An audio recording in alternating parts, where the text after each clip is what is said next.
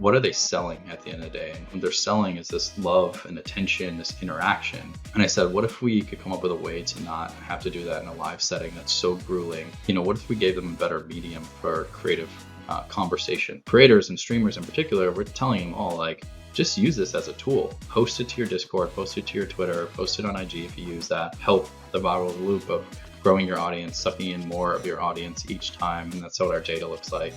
Creator will do it once and they get a bunch of their audience. They'll do it the next time, they get more. They're like, oh, okay, this is real. They do it again, they get more. They keep actually growing how much audience they convert each time they use it because it's fun. Like, the feedback is creators really like doing it. They have a really fun time and their audience gets featured. They get the call out, they get the love, they get this thing that is a new form of attention from the creator rather than just the text-based shout out. The future of live video, I think, is not going anywhere. It's going to continue to grow and get bigger, but there's going to be some hurdles and a couple of steps back to go steps forward over these next couple of years for sure. Welcome to the Becoming a Creator podcast, everybody. Today, I'm joined by Colin of Oooh. Colin has so much experience, I don't even know where to begin. He has over a decade of experience in the live streaming space, and he's worked at over 5 different video interactive startups over that time. Oooh is reimagining interaction and community. It's super cool. I got a chance to play with it a lot myself, and you can do a lot of really interesting things. You can post games, you can post challenges, you can post IRL combo starters, you can create collabs with other creators or even your friends, and then get submissions. I think that the really cool thing is it's really changing the way in which you interact with your community. And we'll get into that and we'll show a little bit about that. But Colin, it's awesome to have you on the show. I think you've got a really unique perspective on the industry. And I'm also excited by the company you're building because you've taken that perspective and you're now building a new kind of medium in the space. I'm excited to be here. Thanks. Appreciate the introduction. The company has been a long time in the making. And yeah, I think it stems back to a lot of the stuff I've been working on for the last almost 15 years now. Starting to feel old. Really, our sort of coming out party was at TwitchCon when we got to put the app in the hands of a lot of streamers who, in a lot of ways, it was almost custom built for. We're making the app even more approachable so everybody can use it because it is a really fun new interactive medium. First, before we get into Oooh itself, I want to just touch a little bit on your background because as creators in this space, I think it's very rare that we get to hear from someone like you.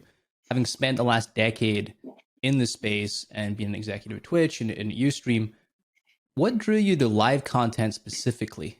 Like, what made you interested in working in the live space? Yeah, it's a good question. I think it was back in 2008 where I joined Ustream as one of the first employees, kind of the first business-minded employee that they had. And at that time, live video was really, really hard, really expensive. The equipment was expensive. The quality wasn't so great.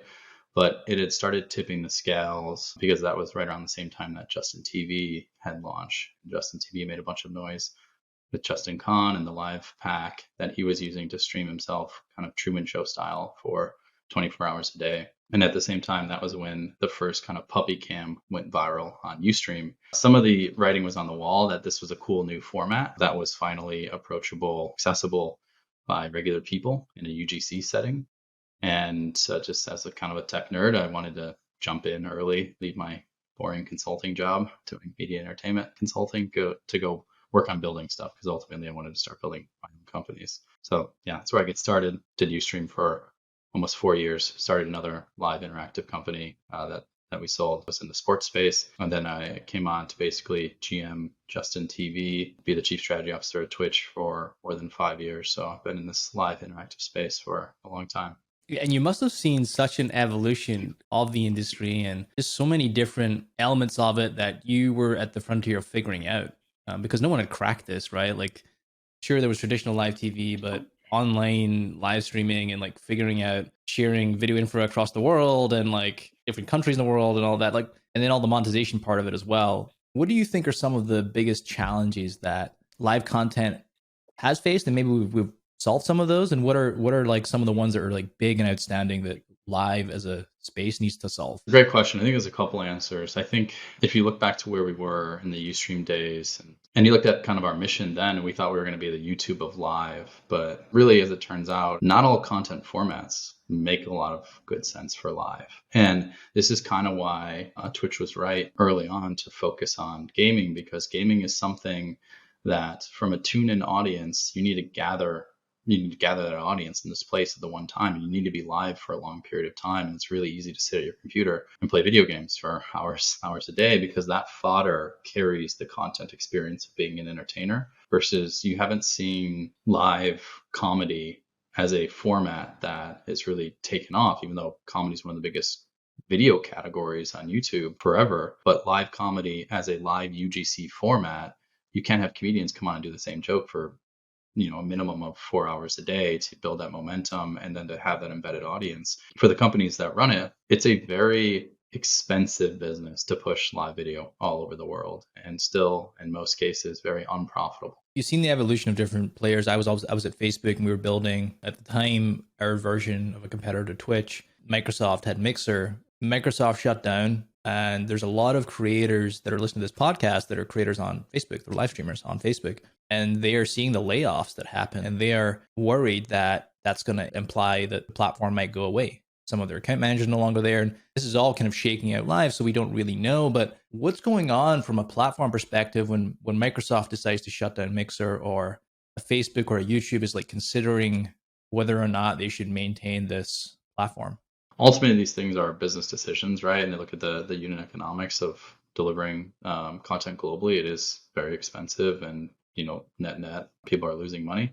There are some industries that have kind of figured it out, but it's not the same sort of tune in multi-hours a day. The economies that have figured out are much shorter form. I think there's a reckoning happening right now in tech, and people showing up their business with the recession happening. They're looking at live video as like, unfortunately, it's not the world's most profitable place to be in. I don't think everyone's going to shut down everything. There's companies like Amazon that can sustain, having unprofitable businesses, because it furthers greater customer value for them across Amazon Prime subscriptions. Facebook is in a similar boat. I don't think they're going to throw it all away, because it is an interesting play for them to have the network density of gamers bringing their communities around. And that's everything Facebook relies on. And then similarly, YouTube, YouTube has very profitable advertising business in many countries, and also they're part of Google. So that can fulfill advertising business outside of YouTube. So those three have a huge advantage over anyone else coming in the live video space who doesn't have other businesses to support,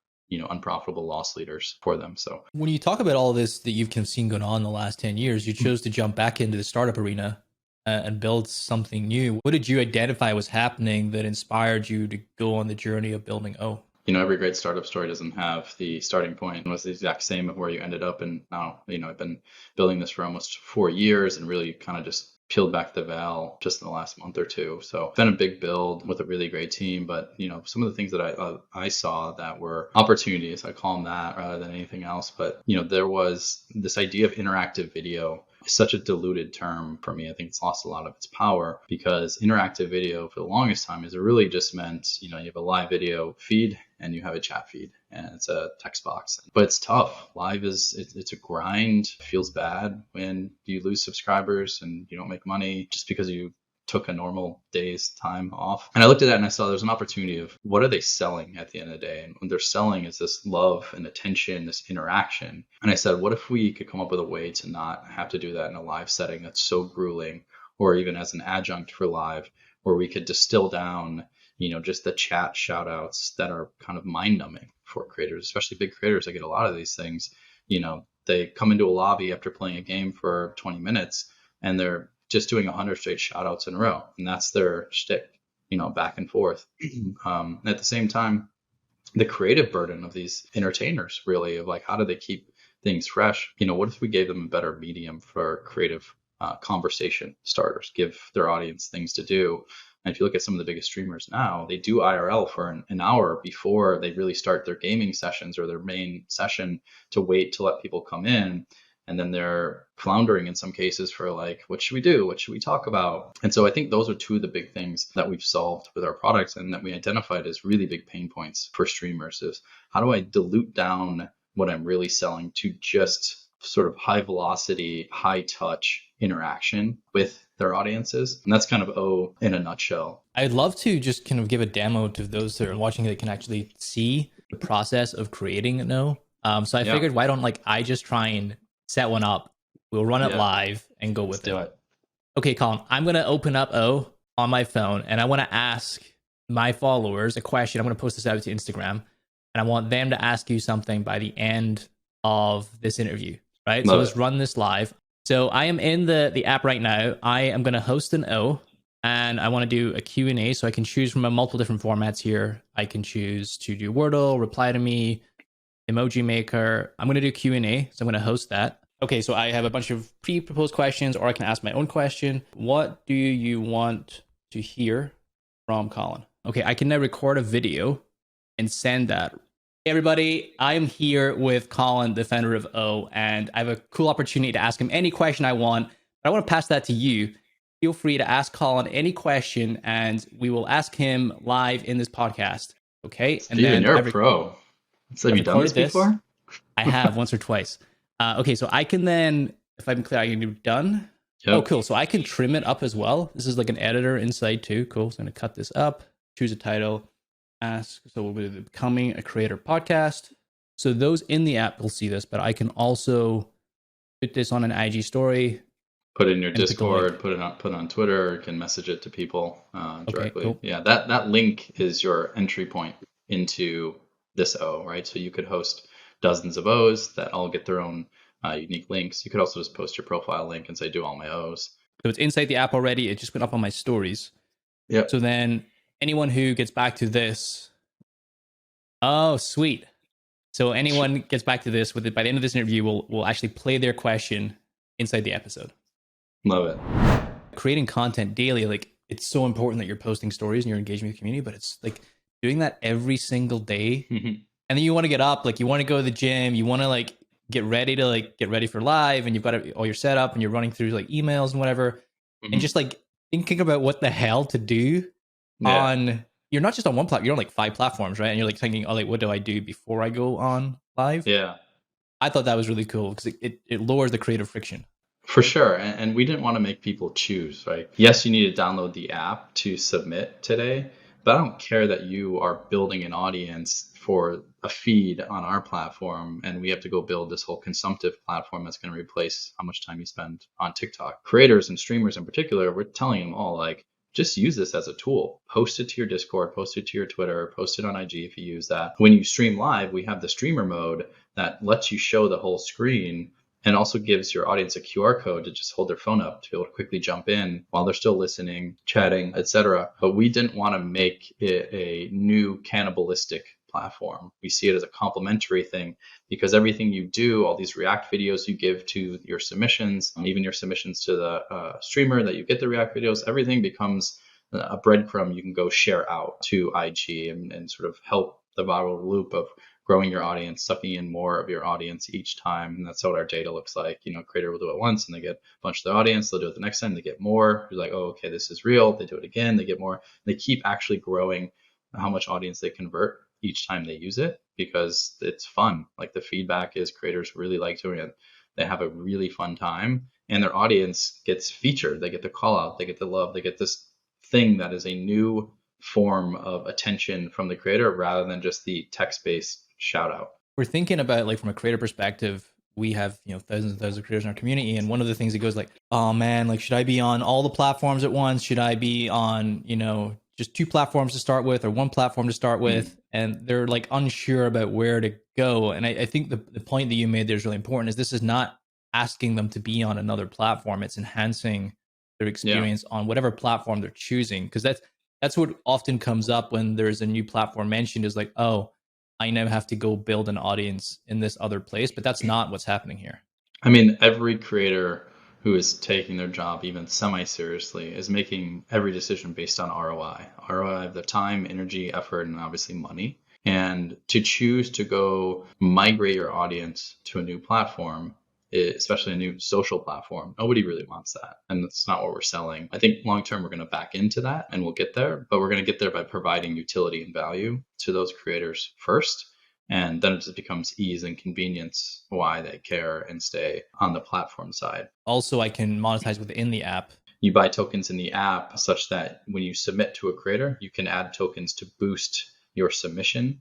And there's 2 boosts. You can boost for a view or boost for a React video. And if the creator watches your boosted view, they get those tokens. you get the notification the creator watched it, everyone feels good. And if you boost it for React, it costs more money because the effort threshold is likely higher than just viewing something. If the creator gives you a React video back, they get those tokens, you get that video breadcrumb that you can now share out, and everyone feels good because there was this sort of implicit exchange of what you're going to get out of it. If the creator doesn't do these things, they don't have to. Those tokens go back into that person's wallet. So that's where we started. We wanted to start with sort of a virtuous cycle of value exchange and not just another tipping platform. So yes, it's support. We position it as support your creator because they don't have to do it, but you now give them things to do to earn those tokens, but it's all actually interaction based. I love that. I just got a bunch of notifications. Ricardo sent me a submission. Malwink sent a submission. So I just click on these submissions. Yep. Hey Colin, I'm a partnered streamer on Twitch, and I was wondering, how should I start using Oooh? It's a great question. I would recommend playing a couple other people's O's first, right? So you get a taste of what is the kind of diversity of content that can be on the platform. Yes, there's games that are really easy to jump into, and there's cool ghosting technology where you're playing against the creator and you can see the community's leaderboard that you compete against. There's also simple Q&As, and some of the best Q&As read almost like a visual video version of Reddit threads, where it's really, really great content and back and forth where the creator's responding to all these things. So it sort of depends on what Mallory likes to do. But the very simplest thing after hosting is go post an O. Oh my God, and I can share her response directly to my feed too. So if there was just something that was, not only can I feature within the app, but if something was super funny or like crazy, you can take that and go share it off platform too. We didn't mention that you could be streaming this whole thing live, and we built this special plugin. If you use OBS or Streamlabs, you with one button, you've configured it takes like 1 minute. It'll automatically record your whole screen experience as a source in those two. So we are not the live streaming app. We just provide an IP wireless source to your streaming desktop software. So all the React videos you do, all the reviewing of submissions, and all your hosting and just navigating around the app can all be shared almost like that's the game you're playing on Twitch or on Facebook or on YouTube. It's interaction and community building on steroids, because it almost like there's elements of this that are like as if I have my own Reddit subreddit. Yeah. It's like got that, but it's video, so it's just, and it's video from my community. So it's just like it's more interactive. I got another one come through. This is from Ricardo. Hey guys, my name is Ricardo, and my question for Colin is, what do you think the future of live streaming is going to be like over the next couple of years? The cost of delivering video gets cheaper every year, and our ability to be smarter about how we deliver video intelligently.